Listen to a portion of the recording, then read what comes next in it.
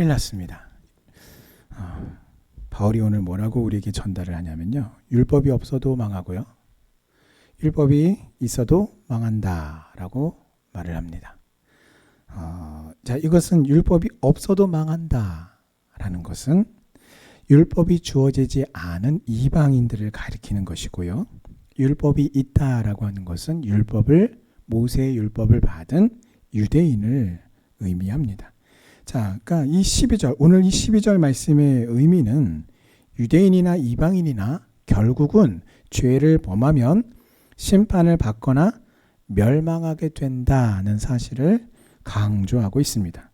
그러니까 이렇게 범죄하든 저렇게 범죄하든 율법이 없어서 범죄를 하든 율법을 받고도 범죄하든 결국은 하나님의 심판을 피할 수가 없다는 것을 말하는 것이죠.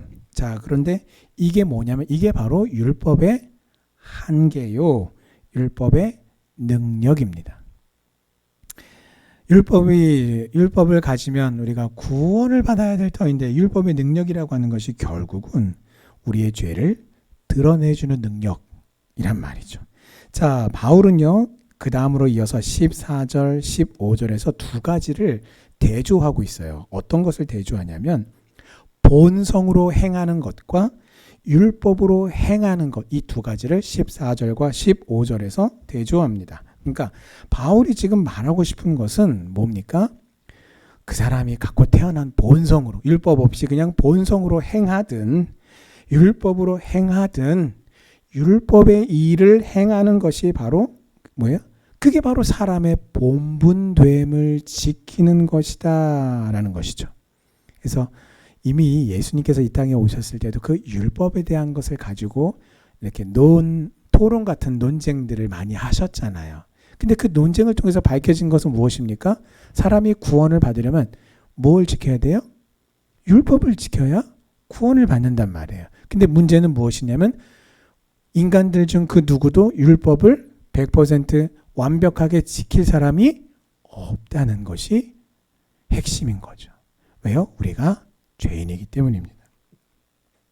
자, 그래서 여러분, 하나님은 우리 인생들이 본성으로든 율법으로든 율법의 일을 알게 되고 동시에 그 율법을 지키기를 하나님은 원하신단 말이에요.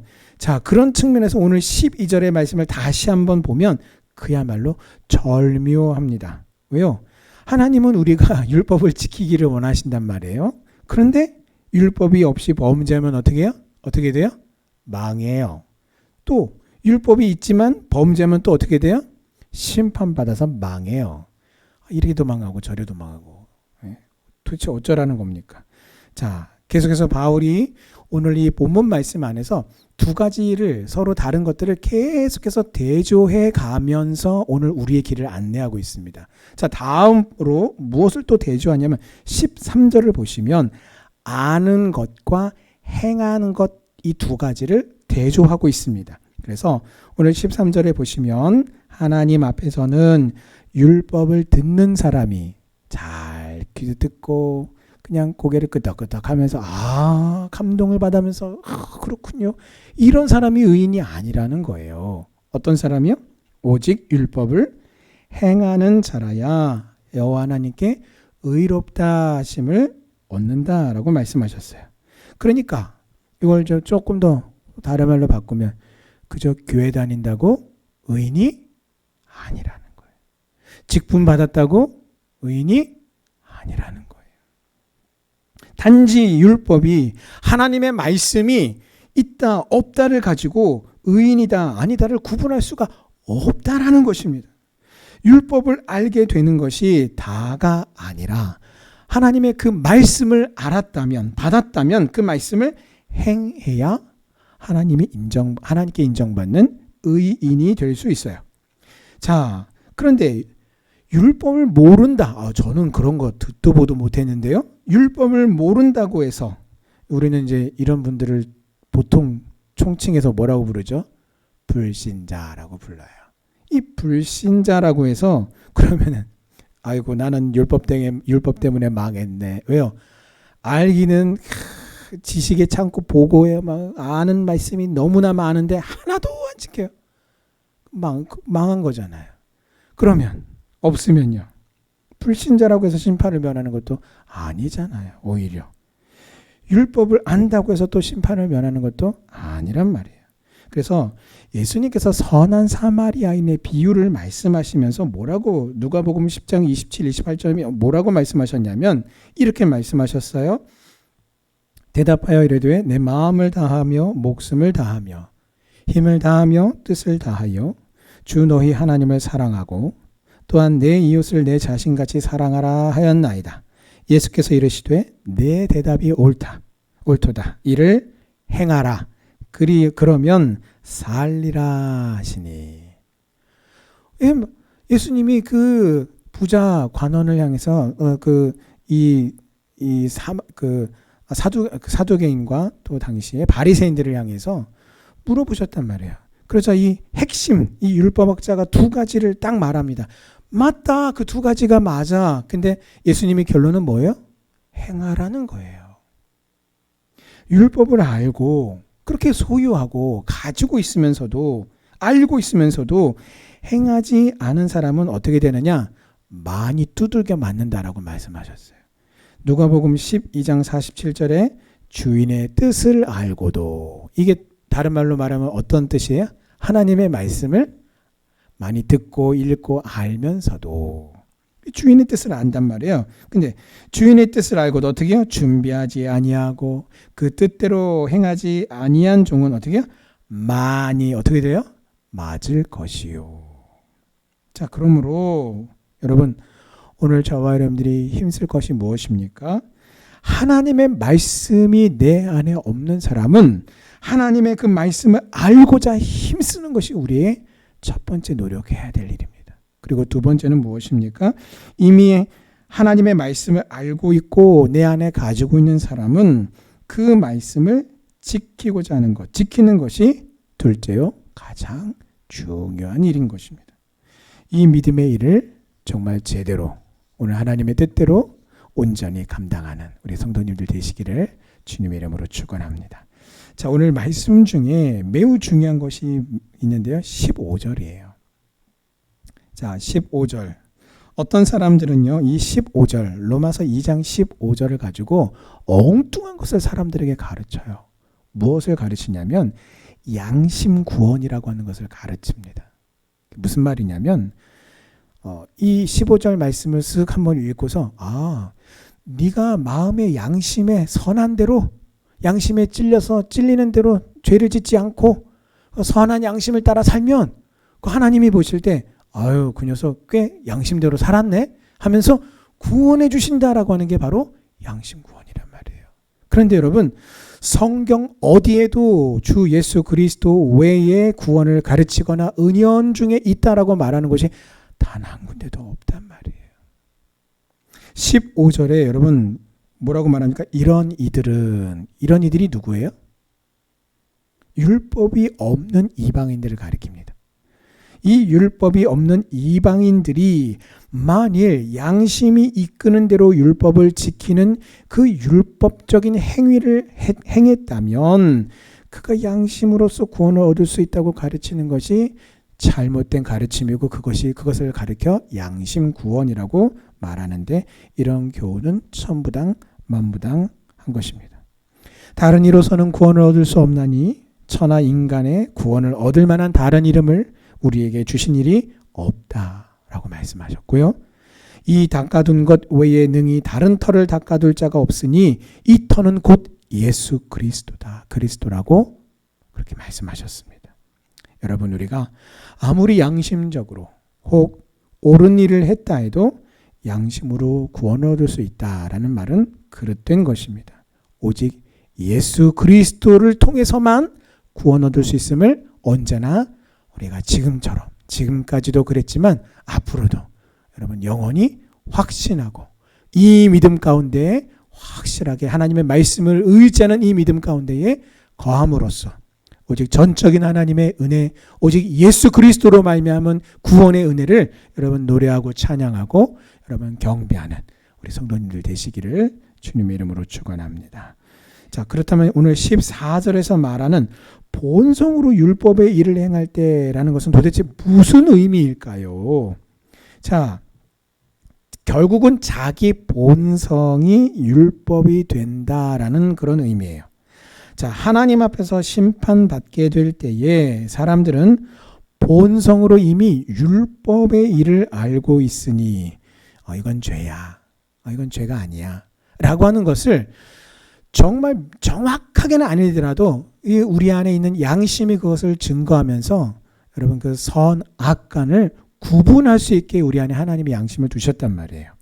자, 그런데 이처럼 본성으로 이미 그 율법의 일을 선과 악을 알고 있으니 핑계할 수 없는 것이요.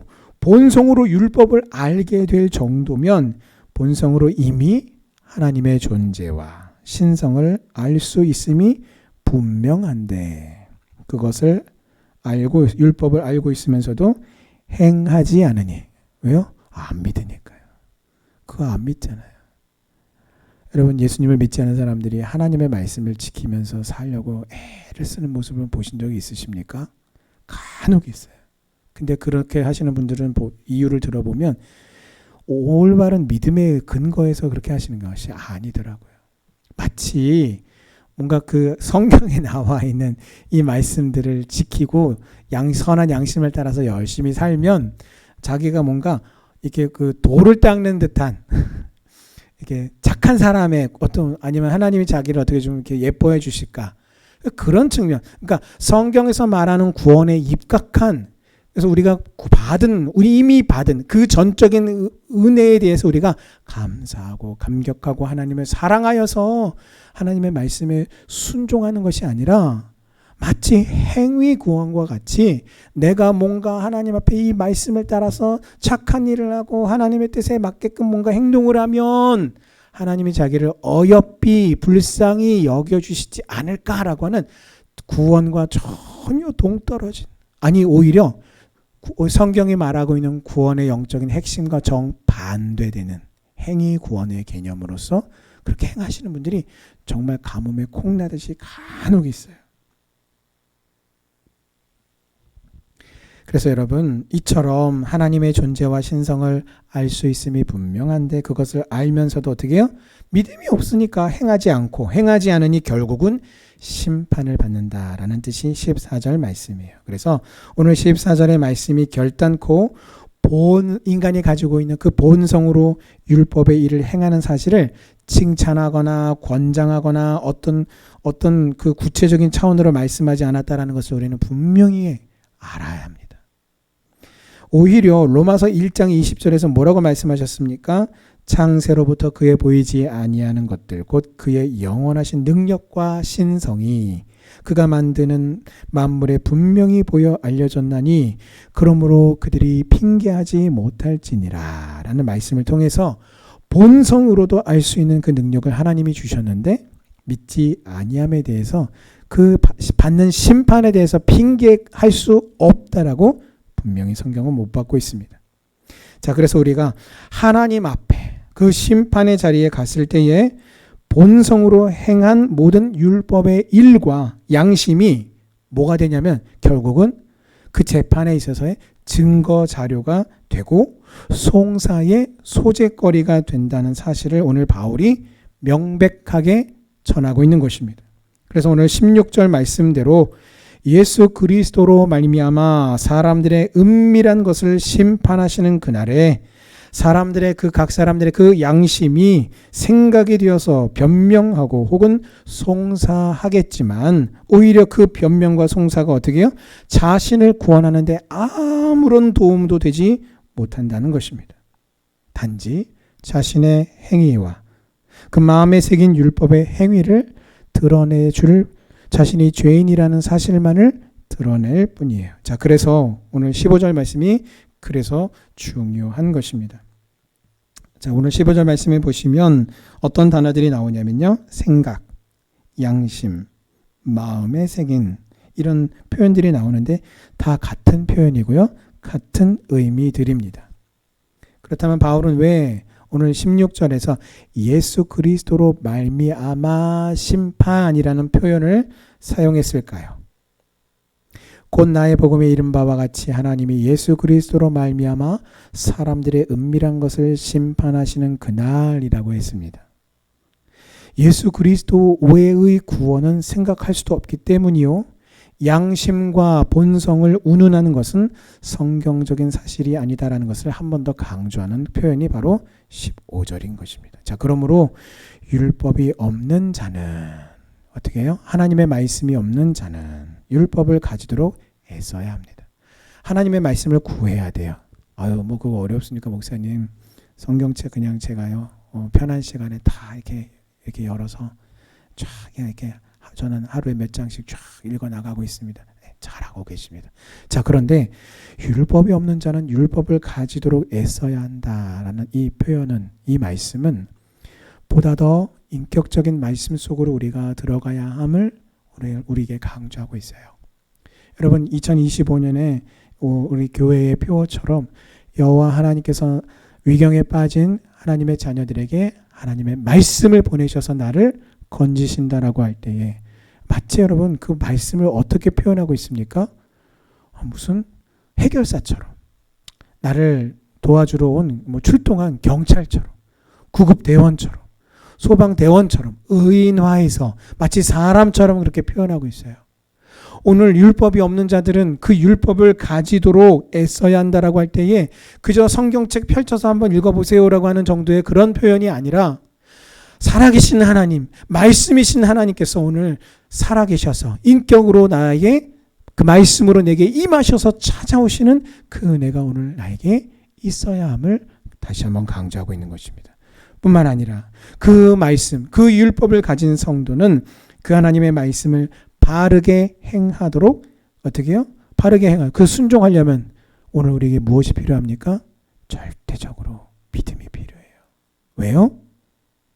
이미 우리는 이 방면에 오랜 경험자예요. 어떤 경험자입니까? 알면서도 행하지 않는. 안다고 다 순종하는 게 아니더라고요. 무엇이 필요합니까? 믿음이 필요합니다. 내가 알고 있는 그 하나님의 말씀을, 그 말씀이 딱 맞아 떨어지는 그 내가 지금 직면한 바로 그 상황이 내가 알고 있는 그 말씀을 적용해야 될 바로 그 가장 적당한 타이밍이고 가장 훌륭한 타이밍인데 우리는 왜요? 때로는요, 우리가요, 감정이 상해서 순종 안 할 때가 있어요. 화가 나고 기분이 나빠서 내가 다른 사람한테는 내가 말씀대로 하겠지만 당신에게만큼은 내가 하고 싶지 않소 라고 하는 이상한 고집, 자존심, 그런 것 때문에 때로는 또 어떻습니까? 우리가 육체적으로, 건강적으로 혹은 시간적으로, 금전적으로 우리가 손해볼 일이 분명할 때 거절한단 말이에요.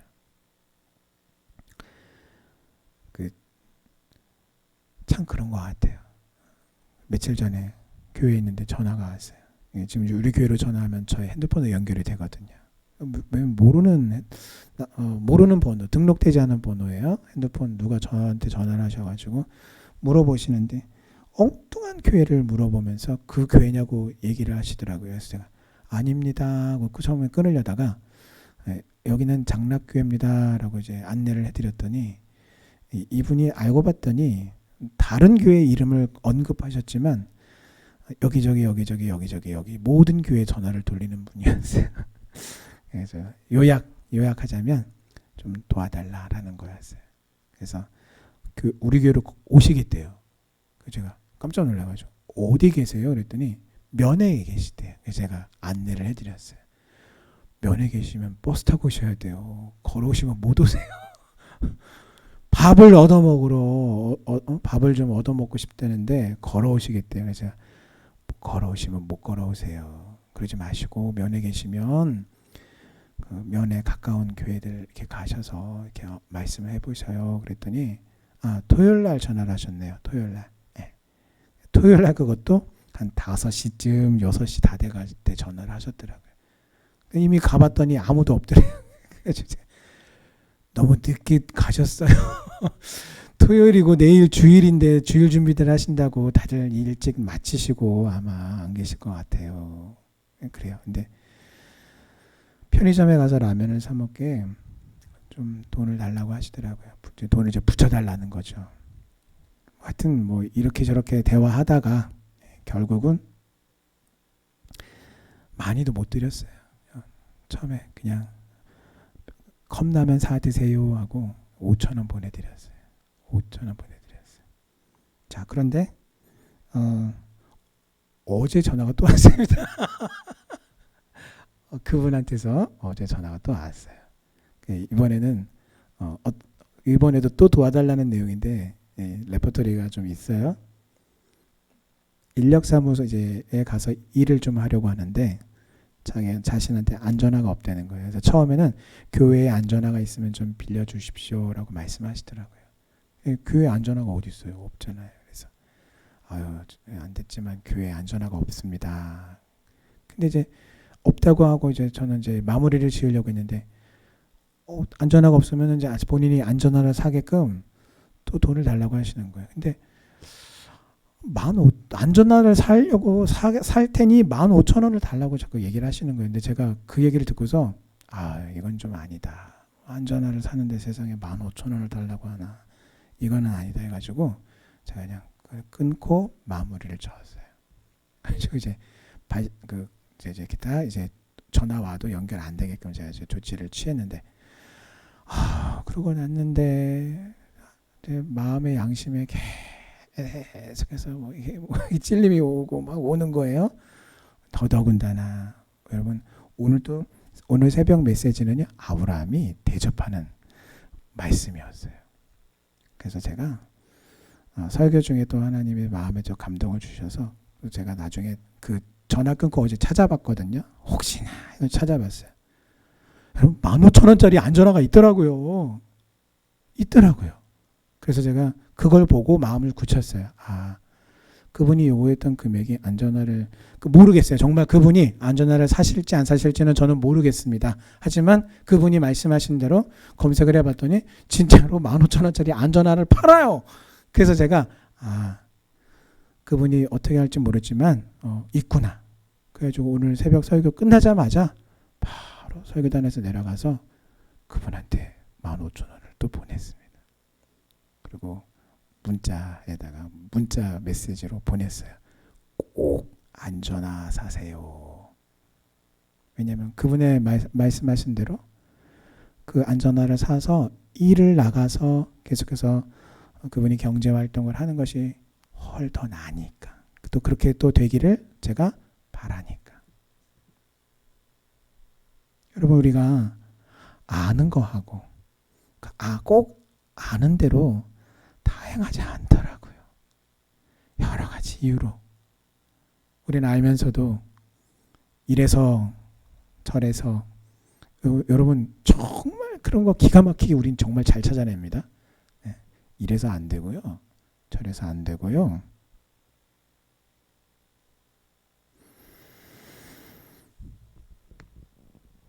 그래서 여러분 율법을 하나님의 말씀을 가진 성도는 율법을 바르게 행할 수 있도록 어떤 일이 필요하면 나 자신을 믿음으로 하나님의 말씀으로 계속해서 치는 일이 필요한 거예요. 여러분 결국 율법의 본래적인 기능은요 정죄함이고요 심판의 기능입니다. 예수님을 믿고 구원받은 우리에게 여러분 우리는요 목사님 우리는 예수님의 그 십자가의 보혈로 그 하나님의 은혜로 구원받은 존재들이잖아요. 그렇게 따지면 이 정죄하는 기능, 이 죄를 드러내는 기능인 율법이 도대체 오늘 나하고 무슨 관계가 있을까요? 여러분 이런 생각이 들 수도 있겠지만 오늘 우리는요 율법의 이 정죄하는 기능, 죄를 드러내고 심판하는 기능을 우리가 제대로 알 때에 우리는요 비로소 하나님의 의의 말씀에 대해 그 행함에 있어서 내가 얼마나 무기력한가, 얼마나 내가 전적으로 무능한가를 깨닫고 더욱더 믿음으로 예수님을 의지할 수가 있게 되는 것입니다. 나에게 베푸신 주님의 은혜가 얼마나 큰 것인가를 우리가 새롭게 느끼면 느낄수록 하나님의 은혜를 찬양하고 감사하고 구원의 기쁨과 감격으로 하나님을 사랑하여서 높이는 성도님들 되시기를 주님 이름으로 축원합니다. 오늘 말씀에서 결국은 가장 강조가 되고 있는 것은 결국은 하나님의 심판입니다. 우리 중 하나님의 심판을 피할 사람은 아무도 없어요. 근데 여러분 세상 사람들 보세요. 세상 사람들은요, 와, 프리패스가 있어요. 출신을 따집니다. 그 부모가 누구냐를 따집니다. 여러분 가정을 따집니다. 근데 그것을 여러분 아이들도 어린아이들도 어린 나이지만 그 세상에서 학교 생활을 해 나가면서 세상은 이렇게 어떤 사람들을 구분을 짓고 위아래를 만들고 그 부모님의 어떤 사회적인 지위나 경제적인 능력을 따라서 이렇게 사람을 차별하고 차별 대우를 하는구나라는 것을 어린 나이 때부터 경험하면서 배워갑니다. 또 실제로 그래요. 그 사람의 사회적인 지위와 권력을 따져가면서 어떤 대우를 해줍니까? 특별 대우를 해준단 말이에요. 그러나 하나님은요, 인간들이 그렇게 이래서 저래서라고 해서 해주는 그런 특별 대우를 해주는 그 모든 외적인 그 어떤 조건과 어떤 것도 상관없이 오직 그 사람이 행한 대로 심판하세요. 그러므로 하나님의 심판에서 자유할 수 있는 인생이 아무도 없는 것입니다. 그런데 우리는 이미 예수 그리스도의 보혈의 공로로 죄사함을 받았습니다. 하나님의 정죄함이 없고요. 우리는 이미 하나님의 은혜와 사랑을 받은 자들입니다. 그래서 바로 여기서 오늘 바울이 전하는 메시지와 교훈의 접목점이 발생하는 것입니다. 나를 향하신 하나님의 사랑은 우리의 잘못을 마냥 묵인하고 덮어주는 그런 사랑이 아닙니다. 하나님의 그 사랑은 우리의 회개, 예수를 믿고 우리가 죄사함을 받아서 구원받았어요. 근데 그걸로 끝입니까? 아니에요. 그걸로 끝이라고 가르치는 데는 있어요. 구원파 중에 한 분파가 이단 분파, 안양에 있는 구원파, 인덕원에 있는 그 구원파 있어요. 한 번 죄사함 받으면 아무리 무슨 죄를 져도 괜찮다고 가르칩니다. 아니에요, 여러분. 예수님을 믿고 내가 죄사함을 받았지만 죄사한 이후에 우리가 구원받은 이후에 성화의 삶을 살아가는 과정 중에 우리가 범죄할 수 있고 넘어질 수 있고 우리가 쓰러질 수 있지만 하나님이 나를 향해 가지고 계신 이 사랑은 우리가 그렇게 범죄했을 때의 그 즉시로 그 하나님의 은혜와 사랑을 의지하여 예수 그리스도의 그 십자가의 보혈을 의지하여 전심으로 진심으로 회개하는 그것을 하나님이 원하시고 그 사랑으로 오늘 나에게 부어주시고 기다리고 계시다라는 것입니다. 죄인이기에 우리 인간에게는 아주 악한 습성이 존재합니다. 그건 뭐냐면요. 여러분 요즘에 사람들이 하는 말 중에 이런 말이 있습니다. 호의가 계속되면 권리인 줄 안다. 라는 말이 인간의 악한 습성을 너무나 잘 보여줍니다. 호의가 뭐예요? 다른 말로 이 호의를 여러분 그 다른 말로 바꾸면 이게 은혜라는 말로 바꿀 수가 있는 거예요. 은혜. 호의가 장기적으로 계속 돼요. 내가 그래서 그 어떤 그 은혜를 계속 받았어요. 어떤 그런 대가 없는 어떤 그런 선함을 어떤 그런 선한 것들을 내가 계속 받는단 말이에요. 그런데 시간이 지나면서 내 그 호의를 그 은혜를 받아들이는 나의 자세와 생각과 태도에 변질이 일어난단 말이에요. 어떻게 해요? 그걸 당연한 나의 권리처럼 생각하는 그것을 착각하고 오해해서 그걸 어떻게 해요? 나의 권리인 양 주장하는 거예요. 그것을 당연하게 여겨서 감사를 잃어버리는 거예요. 그리고 헛된 것을 요구하게 되는 겁니다. 지극히 작은 죄라도 오늘 하나님은요 우리가 바로 회개하고 하나님의 크신 은혜와 사랑 앞에서 부끄러움 없이 믿음으로 하나님의 은혜에 대해 감사와 사랑으로 반응하며 믿음으로 살아가는 것을 하나님이 오늘 저와 여러분들 향하여 명령하시고 원하고 계십니다. 오늘 하나님의 나를 향하신 바람대로 믿음으로 행하는 우리 성도님들 다 되시기를 주님의 이름으로 축원합니다.